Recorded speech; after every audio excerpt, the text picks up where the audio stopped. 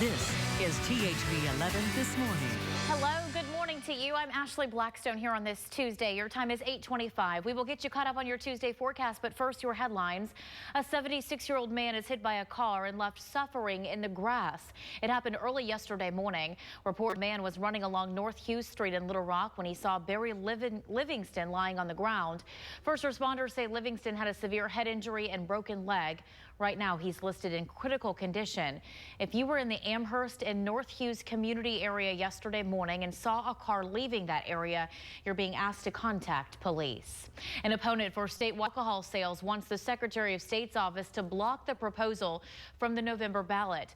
An attorney for Let Local Communities Decide for Themselves requested the office not accept any more petitions. They argue that petitions should have been submitted by July 4th, which would have been 4 months before the election. 17-year-old Robert Harris of Jacksonville is charged with capital murder for the death of 28-year-old Michael Cook. Cook was found in the road at the intersection of Campbell and Whippoorwill Lane Sunday morning. He later died at the hospital. No word yet today on a motive. 4 years ago, a flash flood killed 20 people at the Albert Pike campground, and the Forest Service has since taken over the site. But many are wanting to know why, especially since there are still wrongful death lawsuits pending. The U.S. Forest Service is not commenting and won't talk about future plans. It's up to them whether or not to reopen the campgrounds. The Albert Pike campground is part of the Washita National Forest System, and this is part of the Ozark National Forest, which covers 4 million acres in Missouri, Arkansas, and Oklahoma. And looking ahead now, the owner of the burned down Majestic Hotel in Hot Springs has submitted a cleanup plan to the state. The owner will need to hire a contractor that specializes in debris removal and then submit plans to have state inspectors on hand through the process. Once they get started, removing debris should about 3 months.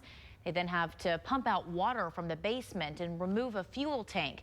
They expect the entire process to be done about 9 months after they get started. Let's get you caught up on your Tuesday forecast, and for that we say good morning to Tom. Good morning, Ashley. Good morning to you at home. This is what your day looks like as we begin here at 8:27 with skies that are mostly clear. Now there's a little bit of haze out there as well if you look off in the distance. Also some remnants of fog out toward the Arkansas River Valley. In all those sunshine, temperature 74 degrees, will warm today into the low 90s here in Little Rock, but around Little Rock upper 80s, 74.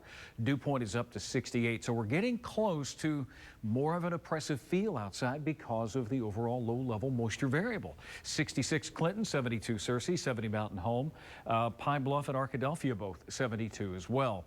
Checking out your sweat factor for the day today. Our maximum temperature, I'm expecting around 91 here. Now upper 80s around Little Rock. A little hotter downtown because of all the concrete and asphalt that absorb the heat and slowly release it at night. The dew point back in the moderate range of around 67. The heat index about 92, so a low heat index value. But still, if you're working outside and your body's not acclimated, you will sweat.